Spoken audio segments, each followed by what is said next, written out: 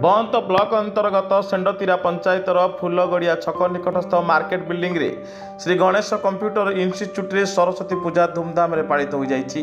एने तोरण सजा और विद्यादायिनी माँ सरस्वती मंडपर साजसजा कलश बुड़ा ब्राह्मण मंत्रपाठ शंख हुड़हुड़ी होमयज्ञ पुष्पांजलि और प्रसाद सेवन मध्य दीर्घ कई घंटा धरी एक पवित्र तथा आध्यात्मिक परिवेश मध्य सरस्वती पूजार माहौल खूब मनोरंजन तथा आकर्षण होता।